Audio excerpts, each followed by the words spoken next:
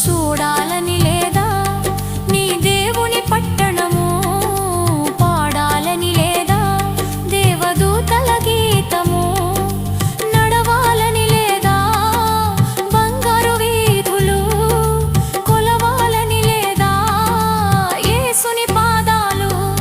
ఏ కన్నులు చూడనిది, ఏ భాషకు అందనిది, వివరించగలేనిది ఆ దేవుని రాజ్యము. ఏ కన్నులు చూడనిది, ఏ భాషకు అందనిది, వివరించగలే